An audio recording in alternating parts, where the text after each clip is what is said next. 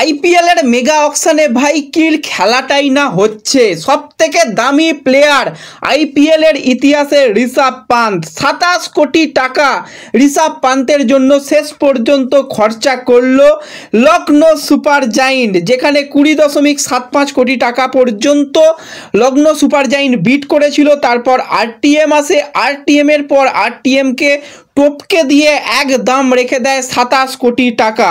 সেখানে Lucknow super giant Rishabh পান্তকে কিন্তু তারা তাদের দলে নিল। দারুণ দারুণ কিন্তু লখনৌ সুপার জায়েন্ট এই বিটটা করেছে। তার সাথে সাথে প্রথম যে প্লেয়ার অকশনে মেগা অকশনে প্রথম যে প্লেয়ার এসেছিল অর্শদীপ সিং, সেই অর্শদীপ সিংকে কিন্তু আরটিএম দিয়ে 18 কোটি টাকার বিনিময়ে আরও একবার ফিরিয়ে নিল পাঞ্জাব কিংস। পাঞ্জাব কিংসের জার্সি গায়ে অর্শদীপকে আমরা দেখতে পাবো।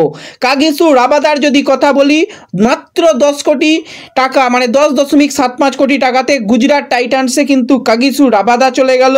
শ্রেয়াস আইয়ারের পেছনে কলকাতা যাবে বলেছিলাম, 10 কোটি পর্যন্ত কলকাতা গিয়েছিল, কিন্তু শ্রেয়াস আইয়ারের শেষ পর্যন্ত যা দাম হলো 26.75 কোটি টাকাতে শ্রেয়াস আইয়ার পাঞ্জাব কিংসে চলে গেল। জস বাটলার বলেছিলাম যে 14-15 কোটি দাম হবে, 15 কোটি 75 লক্ষতে গুজরাট টাইটান্সে চলে গেল।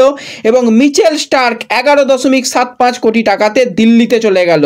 তো এই পর্যন্ত 6 জন প্লেয়ারের অকশন হয়েছে। 6 জন প্লেয়ারের মধ্যে প্রথমে অর্শদীপ, সে কিন্তু 18 কোটি দিয়ে চলে গেছে, তোমরা দেখে নিয়েছো যে পাঞ্জাব কিংসে। তারপর রাবাদা 10.75 কোটি দিয়ে গুজরাটে, শ্রেয়াস আইয়ার 26.75 কোটি দিয়ে পাঞ্জাবে, জস বাটলার 15.75 দিয়ে গুজরাটে, মিচেল স্টার্ক 11.75 দিয়ে দিল্লিতে, এবং ঋষভ পান্ত সব থেকে দামি প্লেয়ার 27 কোটি টাকা দিয়ে লখনৌ সুপার জায়েন্টে।